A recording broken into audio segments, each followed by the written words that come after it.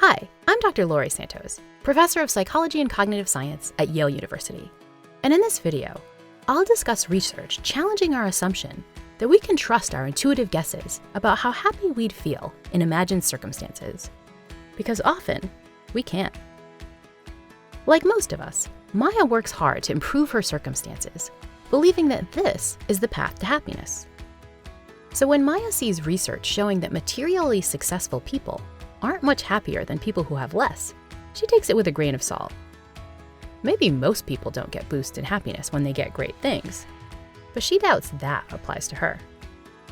After all, when Maya fantasizes about getting the lucrative job or the true love she's been seeking, she has a strong intuition that this would make her so much happier. Maya recognizes that intuitions, while often good guides, can sometimes be quite misleading. But shouldn't we be able to trust our intuitions about something as basic as how we'd feel if all our hopes and dreams came true? The process of guessing how we'd feel in the future, of what our affects would be if some particular situation came to pass, is what psychologists call affective forecasting. And research shows that these intuitive predictions often significantly miss the mark. When we try to predict how a particular event will impact our feelings, we're susceptible to what's called an impact bias. Take one study, for example. Assistant college professors were asked to predict how happy they'd feel after finding out the result of their tenure promotion, whether they'd been accepted or rejected to the position of full professor. These forecasters' predictions were then compared to the actual happiness of people who had already been through the tenure process. Forecasters predicted that they'd be really happy if they got tenure.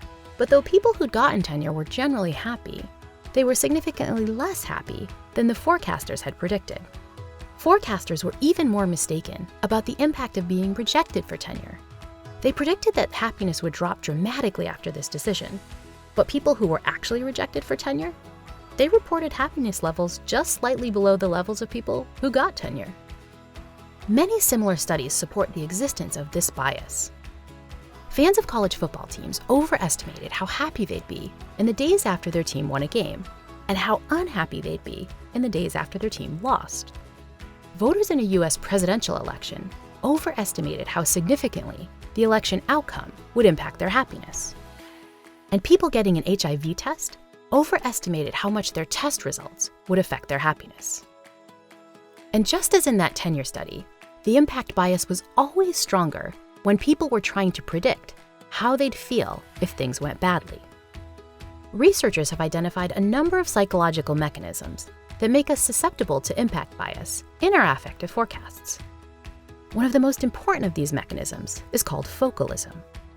When we imagine how we'd feel after going through a particular event, we have a natural tendency to focus almost exclusively on that event, ignoring everything else that might be going on, but might also be impacting how we feel. Another psychological mechanism is called immune neglect.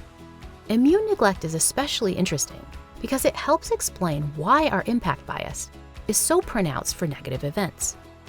Immune neglect describes our tendency to ignore the way our minds pick us back up emotionally after losses and failures. We overestimate how unhappy we'll feel after some bad event because we neglect the way our psychological immune systems give us resilience during emotional downturns.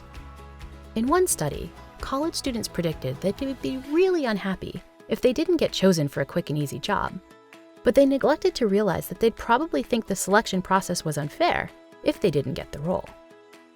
Our minds have lots of tricks for rebounding from bad stuff, and one of these tricks is to blame all our failures on external factors.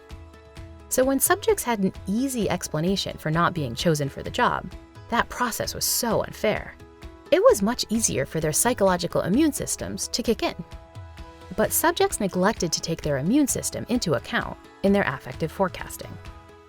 And since immune neglect only comes into play when dealing with negative events, our affective forecasts tend to be worse for the bad events in life than the positive ones.